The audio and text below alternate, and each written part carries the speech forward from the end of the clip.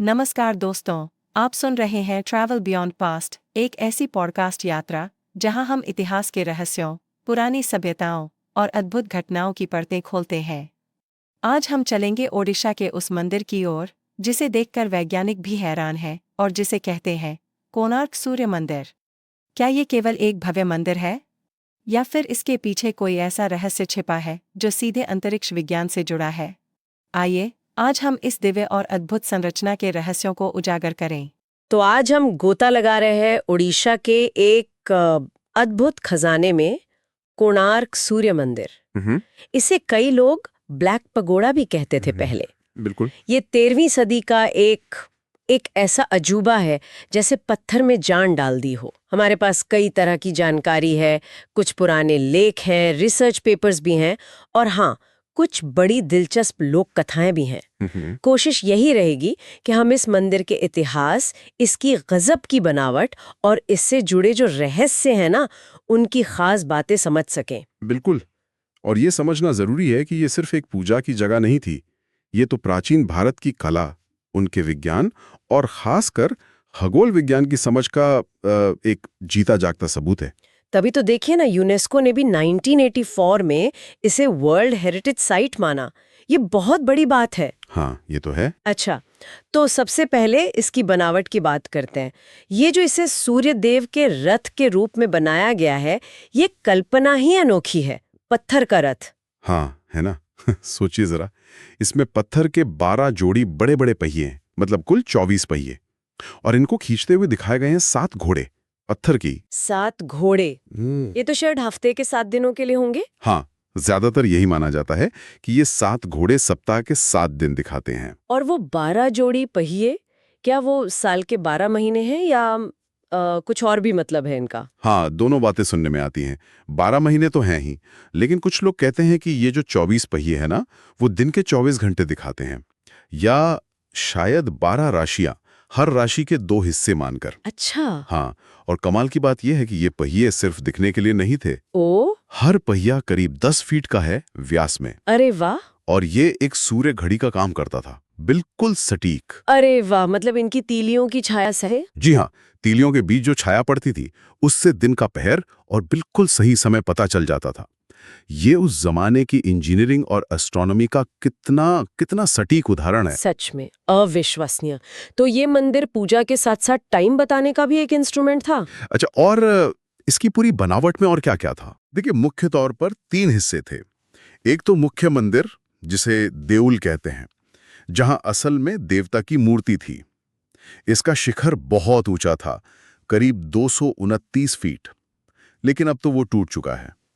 फिर था नाट्य मंदिर, मतलब नाच गाने के लिए एक अलग मंडप। उसकी दीवारों पर भी गजब की नक्काशी है। और तीसरा हिस्सा था जगमोहन। ये एक बड़ा सा हॉल था जहां लोग, भक्त वगैरह इकट्ठा होते थे। और दीवारों पर जो नक्काशी है, उसके बारे में भी सुना है कि वो बहुत ही खास है। हाँ, वो तो अद्भुत है। मतलब आप देखेंगे तो हैरान रह जाएंगे। देवी देवता हैं, इंसान हैं, जानवर हैं, सब कुछ पत्थर में उकेरा हुआ है। बिल्कुल सजीव लगता है। छोटी छोटी ज्यामितीय डिजाइन हैं, और हाँ, जीवन के अलग अलग पहलू, जिसमें कुछ कामुक मूर्तियां, जिन्हें मिथुन कहते हैं, वो भी हैं। ये सब उस समय का समाज कैसा था, उनकी जिंदगी कैसी थी, और उनकी कला कितनी ऊंची थी, ये सब दिखाती हैं। अच्छा। और हाँ, एंट्री गेट पर वो गज सिंह बने हैं ना, शेर हाथी को दबा रहा है, वो शक्ति का प्रतीक मानते हैं।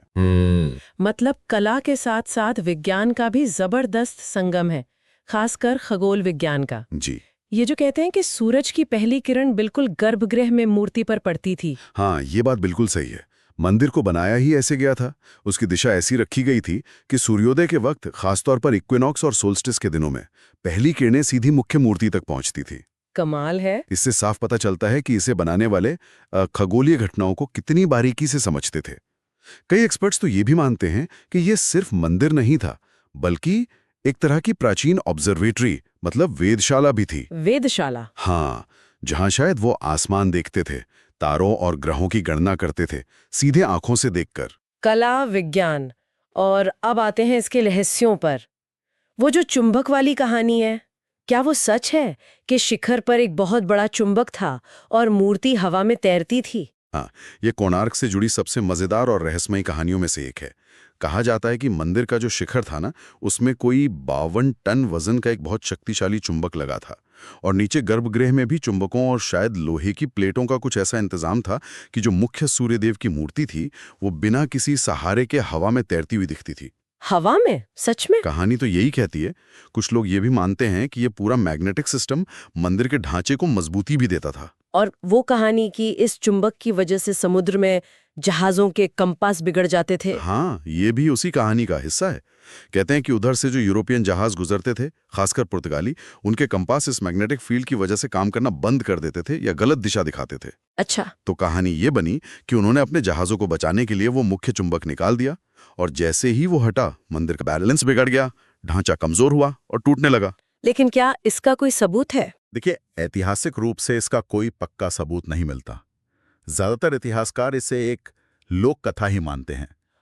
पर हाँ, ये कहानी मंदिर के रहस्य को और गहरा जरूर बना देती है।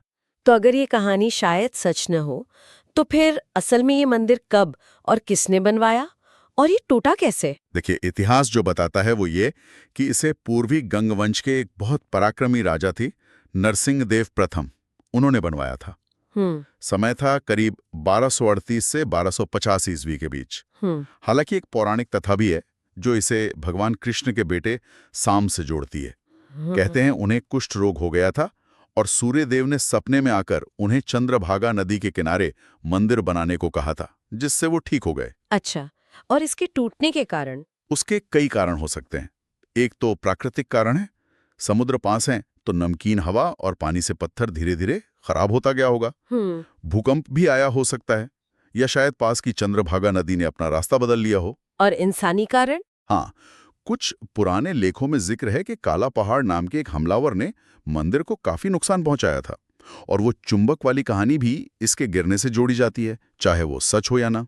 नतीजा ये हुआ कि मुख्य शिखर गिर गया और फिर 17वीं सदी के आसपास जो मुख्य मूर्ति थी उसे यहां से ले जाकर पुरी के जगन्नाथ मंदिर में रख दिया गया। तो आज क्या हालत है इस मंदिर की? आज भी ये खंडहर होने के बावजूद एक बहुत ही शानदार और भव्य जगह है। भारतीय पुरातत्व सर्वेक्षण यानी ASI इसकी बहुत अच्छे से देखभाल कर रहा है।